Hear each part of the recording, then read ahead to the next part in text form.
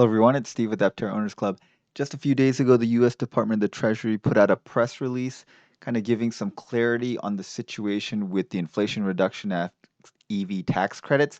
Now, this still does not help out Aptera at all because the Inflation Reduction Act does not apply to three-wheeled vehicles. So, this doesn't apply to Aptera specifically, but it does apply to other EVs. If you guys are thinking about other EVs, I thought this was kind of important information. So this was dated December 19th, 2022. They're talking about a bunch of implementations of the Inflation Reduction Act in this thing, talking about excise tax on stock buybacks and corporate alternative minimum tax, this, that, and the other, and home energy efficiency improvement projects. Okay, none of that matters to us. Here's the one sentence that the one paragraph that matters right here. And it says, the Treasury will issue a notice of proposed rulemaking in March with proposed guidance on the critical minerals and battery components requirement. By statute, the critical mineral and battery component requirements take effect only after Treasury issues the proposed rule. Additional guidance on clean vehicles for consumers and manufacturers is forthcoming. All right, so this is what it means. Remember that the change in the Inflation Reduction Act to EV credits was they got rid of the cap. So GM and Tesla was capped out, so you could not get any more tax credits on GM and Tesla vehicles. Um, you could still get it on other vehicles, and at that time it only mattered like your battery size. Now they changed it. They got rid of that cap, so Teslas and GM vehicles are back. They're eligible to get a tax credit again, and it's $7,500. Half of that is based on critical minerals, and half of it is based on battery components. And final assembly must happen in the United States. So that gets rid of a lot of EVs. But the final assembly United States was only like the that gets you into the ground floor. You get zero credit for just being manufactured in the United States. You have to have critical minerals and battery components. So there was a lot of thought that basically no cars would qualify because there's many cars that have final assembly in the US, but almost none of them have the critical would meet the critical minerals and battery components. What I suspected is that they would give some exemptions to certain vehicles, and most likely GM and Ford and some domestic car makers. However, what it looks like they're doing is they're delaying the rulemaking, notice of proposed rulemaking until March. What this means is that now until March, because by statute these requirements do not go into effect unless the Treasury issues a proposed rule. So until the Treasury issues a proposed rule, that component does not go into effect. So all you need is final assembly in the United States and a few other things. Okay, so if you look in here, the final assembly United States is determined by this page on energy.gov, which says electric vehicles with final assembly United States. And these are the vehicles that have final assembly United States if you look at these. Okay. Now, what this means is that if you meet the other requirements, all of these vehicles would meet the requirements.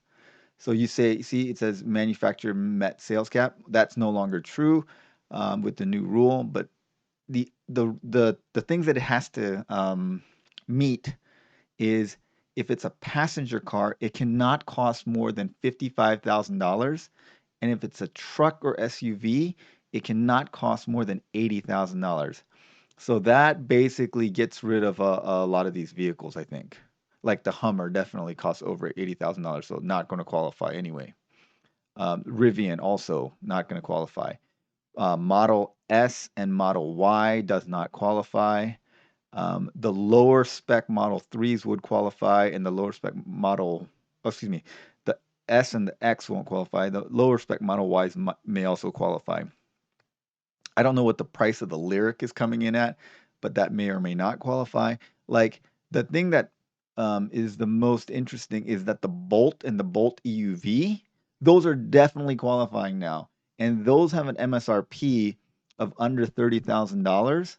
So you could get a brand new EV for around $20,000, which is an incredible deal. Um, I suspect that the dealers will just increase the prices on these things because they're increasing the prices on them anyway right now because they're kind of supply limited. Um, but if they don't, then I think the Bolt and the Bolt EV become amazing deals with this because they are definitely going to qualify for the 7,500 um, dollar tax credit. Now, the other thing is you do have to meet some income requirements. So if you make more than $150,000 if you're single, or $300,000 if you're married filing jointly, you will not qualify for any of these tax credits. And then people want to know if there is a point of sale thing, but there is not until 2024. So how do I claim this credit? This is a FAQ from treasury.gov. And if you look at this, then it says consumers that purchase a qualifying vehicle can continue to claim the electric vehicle tax credit on their annual tax filing. So that's kind of a hassle. And also, if your tax burden is less than 7,500, then you can't really get it back.